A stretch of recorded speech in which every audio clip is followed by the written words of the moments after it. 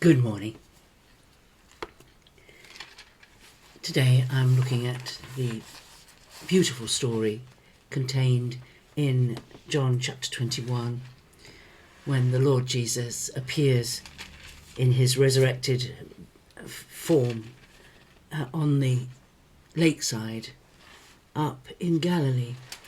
John's record of the resurrection of Jesus, the events he records in chapter 20 are all in Jerusalem, in and around Jerusalem.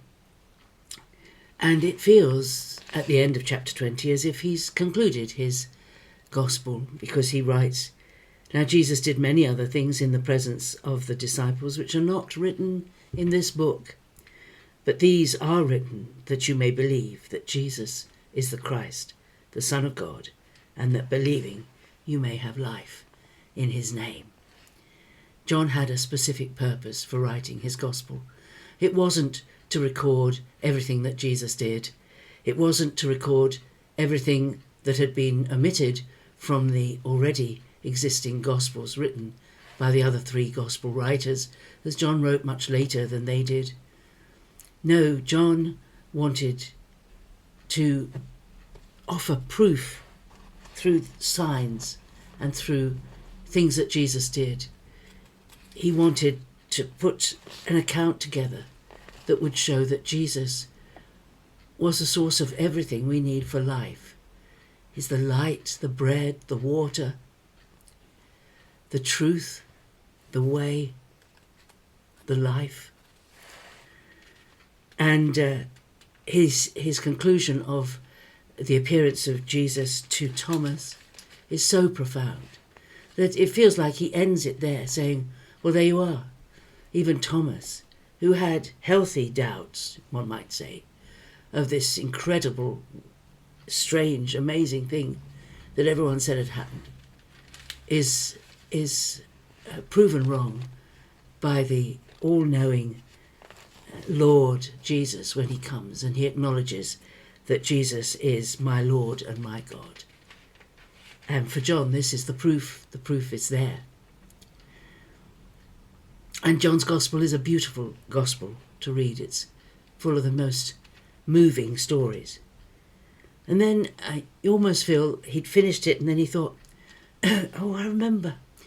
I must write that down. Nobody wrote that down. Nobody else has written that in their gospels.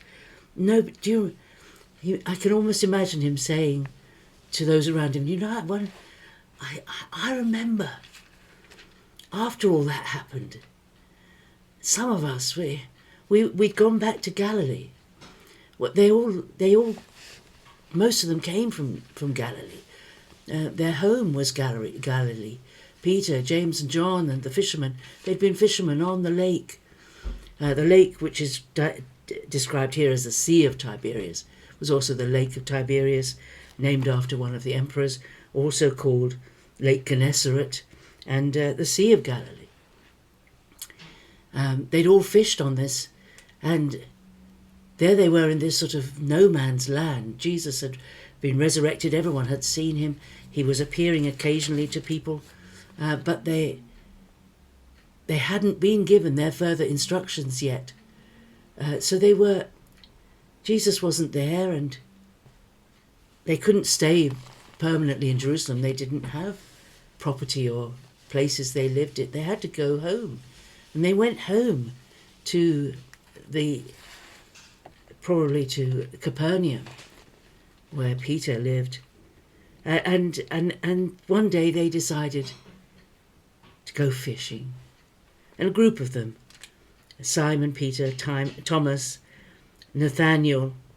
I like the fact that Nathaniel's mentioned here because he's mentioned in the first chapter of John's Gospel, and not many places elsewhere, but he was there, Nathaniel, and the sons of, that's James and John, the sons of Zebedee, and two others. So there were 2, 4, 5, 6, 7. There were 7 of them. And they said, well, let's go fishing. And they spent all night on the lake doing what they had always done, fishing. These men together, working together, but they caught absolutely nothing.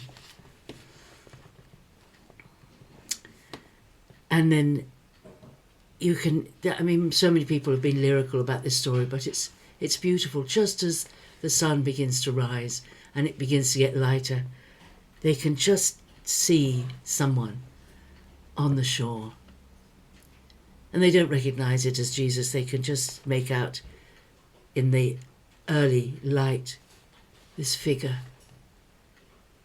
And they talk there, he calls out to them, and they say they haven't caught anything, and they cast the net on the other side of the boat at his instructions. And they catch so many fish, they can't haul them in. In fact, they end up counting them, 153 fish.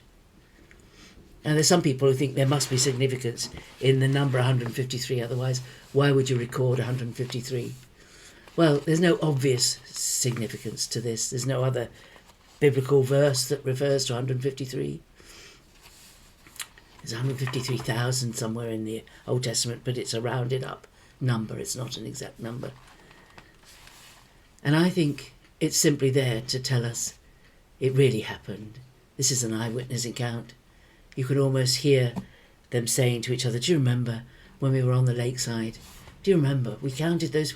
We had so many fish. We counted them in the end. 153 of them. Do you remember? You know, eyewitness accounts do that. You'll have someone who'll say, oh, I remember. We did that or we did that. Some people say 153 is important. And there are two mathematical reasons why it is. You can work this out. If you take the numbers 1 to 17 and add them all together, you get 153. Why would that be significant? I don't know. But also if you take the numbers 1, 5, 3 that make up 153 and you cube them, cube of 1, cube of 5, cube of 3 and add them together, you get 153. Why would that be significant? People have worked really hard to try and make a significance of it, but I think it's simply eyewitness. But I think what Jesus was saying to them is, do you remember what I said to you when I called you? I called you and I said, you're going to be fishers of men. You're fishermen now, but you're going to be catching men. This is the moment of transition, and it's coming soon, and you'll begin to catch men. And of course later at the fireside, he commissions Simon Peter to feed his sheep, ready for the next stage in their service of Jesus. But it's a beautiful picture of Jesus eating breakfast, doing something really ordinary with men who were doing what was their normal, ordinary, best favourite thing to do, and that is to go fishing. They were good at it. And Jesus confirms to them that they're going to be good at the new kind of fishing that he's got for them to do. A confirmation, an eyewitness confirmation of the resurrection of Jesus and the fact that Jesus was not limited to just Jerusalem when he rose from the dead. He could go anywhere.